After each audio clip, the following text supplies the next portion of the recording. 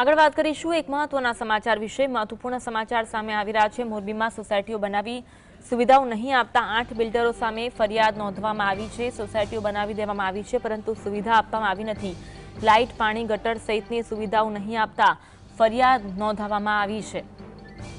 માનસધામ society, Gokuldham society અલગ અલગ સોસાયટીઓ છે જ્યાં સોસાયટી તો બનાવી દેવામાં આવી છે પરંતુ કોઈ સુવિધા આપવામાં આવી નથી। ત્રિલોકધામ સોસાયટીએ મળીને 300 મકાનનું બિલ્ડર દ્વારા વેચાણ કરવામાં આવ્યું છે। વિનોદ પરમારે મોરબી પોલીસ મથકે છેતરપિંડી આચરી હોવાની ફરિયાદ પણ નોંધવામાં આવી છે।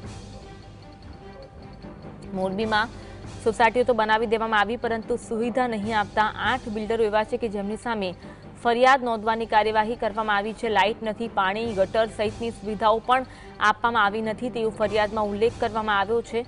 માનસધામ સોસાયટી, ગોકુલધામ સોસાયટીનો પણ આ લિસ્ટમાં સમાવેશ થાય છે। 8 જેટલા બિલ્ડરો છે તેમની સામે ફરિયાદ નોંધવામાં આવી છે। ત્રિલોકધામ સોસાયટીએ મળીને 300 મકાનનું બિલ્ડર દ્વારા વેચાણ કરી દેવામાં આવ્યું પરંતુ હજુ સુધી ત્યાં આગળ કોઈ જ સુવિધા ઉપલબ્ધ નથી જેથી રહીશોને હાલાકીનો સામનો કરવાનો વારો આવ્યો છે। મોરબીમાં સોસાયટીઓ બનાવી સુવિધાઓ નહીં આપતા 8 બિલ્ડરો સામે ફરિયાદ નોંધવામાં આવી છે જ્યાં લાઇટ, પાણી, ગટર સહિતની સુવિધાઓ નહીં હોવાની ફરિયાદમાં ઉલ્લેખ કરવામાં આવ્યો છે।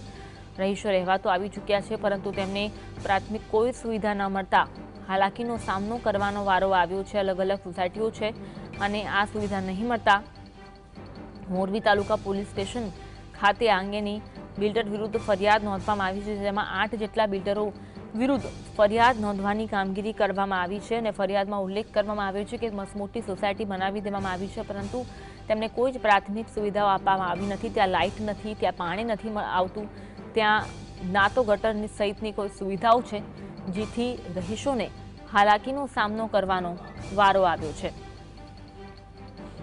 મોરબી તાલુકા પોલીસ સ્ટેશન ખાતે આ અંગેની ફરિયાદ નોંધવામાં આવી। માનસધામ સોસાયટી, ગોકુલધામ સોસાયટીમાં સોસાયટીઓ તો બની દેવામાં આવી છે પરંતુ કોઈ સુવિધા નથી।